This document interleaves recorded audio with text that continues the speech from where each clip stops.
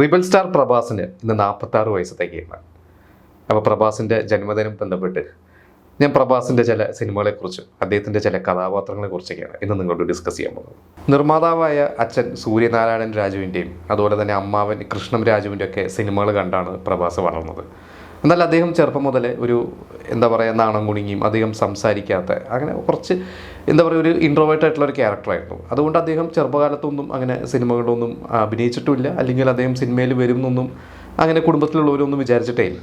അങ്ങനെ വലുതായ ശേഷം പ്രഭാസ് തൻ്റെ 23-ാമത്തെ വയസ്സിലാണ് സിനിമയിൽ നായകനായിട്ട് അരങ്ങേറ്റം കുറിക്കുന്നത്. ഈശ്വർ എന്നായിരുന്നു ആ സിനിമയുടെ പേര്. പക്ഷേ ആ സിനിമ അത്ര വലിയ വിജയമൊന്നും അല്ലായിരുന്നു. അത് കഴിഞ്ഞ് തുടർന്ന് അദ്ദേഹം രാഘവേന്ദ്ര എന്ന് പറഞ്ഞൊരു സിനിമയിലെ ഭാഗമായി, അതിലെ നായകനായി. പക്ഷേ ആ സിനിമ ഒരു വലിയ ഫ്ലോപ്പായി. പക്ഷേ ഈ സിനിമ പരാജയപ്പെട്ടിട്ടും തുടർന്നും പ്രഭാസ് ഒരു 3ഓളം സിനിമകൾ ചെയ്തു. ആ ഒരു സിനിമകളൊന്നും വിചാരിച്ച പോലെ ക്ലിക്കായില്ല. അതെല്ലാം കഴിഞ്ഞിട്ടാണ് രാജമൗലിയുടെ ഛത്രപതി എന്ന് പറയുന്നൊരു സിനിമ വരണത്. അങ്ങനെ ആ ഒരു സിനിമ പ്രഭാസിൻ്റെ കരിയറിലെ ആദ്യത്തെ ഹിറ്റായി മാറി. പക്ഷെ അത് കഴിഞ്ഞ് പിന്നെയും പ്രഭാസിന് കുറേ ഫ്ലോപ്പുകൾ സംഭവിച്ചു. അങ്ങനെ ഇതെല്ലാം കഴിഞ്ഞൊരു 3-4-5 വർഷം കഴിഞ്ഞ 5 വർഷം കഴിഞ്ഞ് 2010 ഡാർലിംഗ് എന്ന് പറയുന്ന ഒരു സിനിമ, അതും അത്ര വലിയ പ്രതീക്ഷയോട് കൂടിയൊന്നും അല്ല തിയേറ്ററിലെത്തിയത്. പക്ഷെ ആ ഒരു സിനിമ ഹിറ്റായി. അങ്ങനെ ഇത് കഴിഞ്ഞിട്ടാണ് മിസ്റ്റർ പെർഫെക്റ്റ് എന്ന് പറയുന്നൊരു സിനിമ റിലീസാവുന്നത്. ആ സിനിമ സൂപ്പർ ഹിറ്റായി. അതിൻ്റെ പുറകെ തന്നെ റിബൽ എന്ന് പറയുന്നൊരു സിനിമ, ആ ഒരു സിനിമയും വലിയ ഹിറ്റായി മാറി. അതിലൂടെയാണ് പ്രഭാസ് ഒരു ആക്ഷൻ ഹീറോ ആയിട്ട് മാറുന്നത്. ഇത് കഴിഞ്ഞ് പിന്നെ 2013 റിലീസായ മിർച്ചി, ആ ഒരു സിനിമയും സൂപ്പർ ഹിറ്റായി. അപ്പോൾ പ്രഭാസിന് അങ്ങനെ ഫ്ലോപ്പുകൾ എന്നൊക്കെ മാറി കുറേ ഹിറ്റുകളൊക്കെ സംഭവിച്ച് അങ്ങനെ ഈ ഒരു മിർച്ചിക്ക് ശേഷം ആണ് പ്രഭാസിൻ്റെ കരിയറിൽ വേറൊരു തരത്തിൽ, അതായത് മിർച്ചിക്ക് ശേഷം പ്രഭാസ് പിന്നെ ഒരു വലിയൊരു സംവിധായകന് വേണ്ടി തൻ്റെ കുറേ വർഷം മാറ്റിവെച്ചു. അതായിരുന്നു ബാഹുബലി. നമുക്കറിയാം, ബാഹുബലി എന്ന് പറയുന്ന ഒരു സിനിമ തെലുങ്ക് സിനിമയെ തന്നെ ഒരു ഇന്ത്യ മുഴുവനും ഒരു പാൻ ഇന്ത്യൻ എന്നൊക്കെ പറയാവുന്ന ഒരു തരത്തിൽ എത്തിച്ചതാണ്.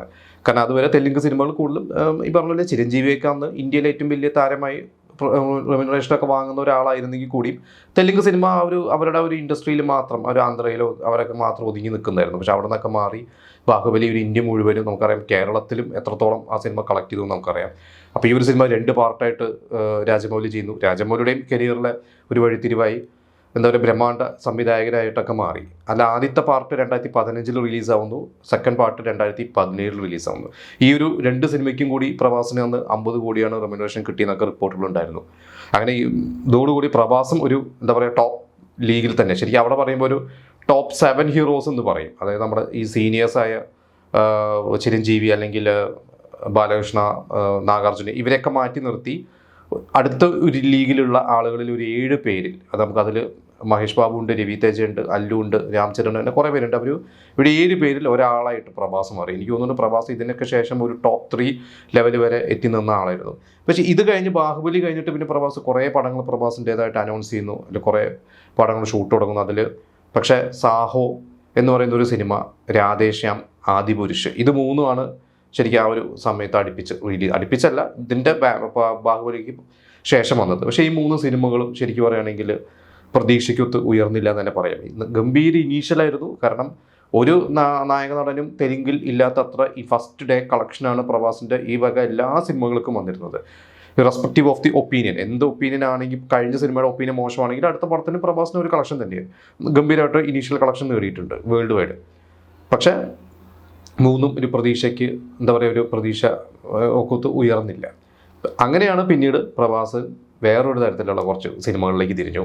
പിന്നെ വന്ന സിനിമയാണ് സലാർ, അത് കഴിഞ്ഞിട്ട് കൽക്കി. നമുക്കറിയാം കൽക്കിയാണ് പ്രഭാസിൻ്റെ കരിയറിലെ ഏറ്റവും ബിഗ് ബഡ്ജറ്റ് സിനിമയായിരുന്നു കൽക്കി. ഇതിലിപ്പോൾ സലാർ കുറച്ചൊരു മിക്സഡ് റെസ്പോൺസൊക്കെ വന്നെങ്കിൽ കൂടിയും സലാറും ഒരു ഹിറ്റ് സിനിമ തന്നെയാണ്, കൽക്കിയും ഹിറ്റാണ്. ഇനിയിപ്പോൾ കൽക്കിയുടെ സെക്കൻഡ് പാർട്ട് വരും എന്നൊക്കെ പറയുന്നുണ്ട്. എനിക്ക് തോന്നുന്നു അതിൻ്റെ കുറച്ച് ഷൂട്ടൊക്കെ ചെയ്ത് വെച്ചിട്ടുണ്ടെന്ന് തോന്നുന്നു. അതെന്തായാലും കമൽഹാസനേക്ക് ഒരു വലിയൊരു റോളൊക്കെ ഉണ്ടാവും. കമൽഹാസൻ്റെയും പ്രഭാസിൻ്റെയൊക്കെ കൂടി കോമ്പിനേഷനൊക്കെ കാണാൻ പറ്റുമെന്ന് വിശ്വസിക്കാം. ഇപ്പോൾ എന്തായാലും ഇനിയിപ്പോൾ പ്രഭാസിൻ്റെ അടുത്തത് റിലീസ് ആവാൻ പോകുന്നത്, ഷൂട്ടൊക്കെ കഴിഞ്ഞിരിക്കുന്ന ഒരു സിനിമ എന്ന് പറഞ്ഞാൽ രാജാസാബ് എന്നുള്ള സിനിമയാണ്. അത് ഒരു ഒരു ലൈറ്റ് കോമഡിയാണോ റൊമാൻസോ, നമുക്ക് അതിൻ്റെ പോസ്റ്ററും കാര്യങ്ങളൊക്കെ നമുക്കറിയാം. ഒരു സാധാരണക്കാരനായിട്ടാണ് പ്രഭാസ് വരുന്നത്. അപ്പോൾ ഈ വലിയ ബ്രഹ്മാണ്ഡ സിനിമകളെന്നൊക്കെ മാറി ഒരു ലൈറ്റ് സിനിമയായിട്ട് പ്രഭാസിന് അത് തോന്നിയിട്ടുണ്ടാവും. ഇത്ര വലിയ കുറേ സിനിമകളായാലും ബ്രഹ്മാണ്ഡ സിനിമകൾ, അപ്പോൾ ഇനി കുറച്ചൊരു ലൈറ്റ് സാധനം കൊടുക്കാം എന്നിട്ട് പ്രഭാസ് ഇതുവരെ കാണാത്ത തരത്തിൽ ലുങ്കി കൊടുത്തിട്ട് ഉള്ളൊരു പോസ്റ്ററൊക്കെ റിലീസായിട്ടുണ്ടായിരുന്നു. അപ്പോൾ ഇന്നലെ രാജാസഭി പലതും ഷൂട്ടിംഗ് അല്ല റിലീസ് ഡേറ്റുകൾ പലപ്പോഴായിട്ട് മാറിയിട്ടുണ്ട്. ഇപ്പോൾ ജനുവരി 9 പൊങ്കലിനോടനുബന്ധിച്ചിട്ട് ആണ് റിലീസ്. അത് തമിഴ്നാട്ടിൽ പൊങ്കലാണ്, അവിടെ സംക്രാന്തി എന്നാണ് പറയുന്നത്, തെലുങ്ക് ആന്ധ്രയിലൊക്കെ. അപ്പോൾ ജനുവരിയിലാണ് റിലീസ്.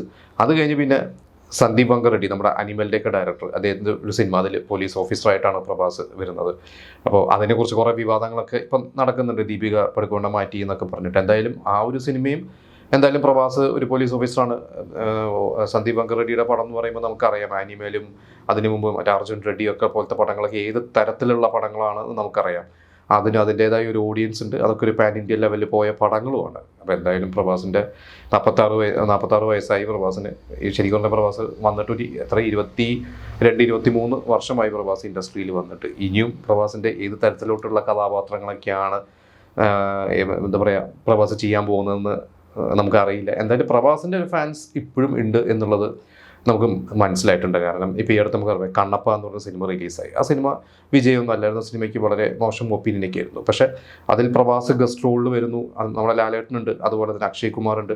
അതുപോലെ പ്രഭാസിൻ്റെ ഒരു ഗസ്റ്റ് റോളും അവിടുത്തെ ഒരു എന്താ പറയുക, ഒരു ഫാൻസിനും ഒരു ഹരമായിരുന്നു. ആ ഒരു കണ്ണപ്പ എന്നൊരു സിനിമ കാണാൻ, ആ സിനിമ കണ്ടിട്ട് ഇഷ്ടപ്പെട്ടോ ഇല്ലയോ എന്നുള്ളത് വേറെ, പക്ഷെ സിനിമ കാണാൻ അവിടെ ഒരു വിഭാഗം ഓഡിയൻസിനെ അട്രാക്ട് ചെയ്തതും പ്രഭാസിൻ്റെ ഒരു ക്യാമിയോ റോള് തന്നെയായിരുന്നു. അപ്പോൾ എന്തായാലും നമുക്ക് പ്രഭാസിൻ്റെ രാജാസാബിന് വേണ്ടി നമുക്ക് വെയിറ്റ് ചെയ്യാം.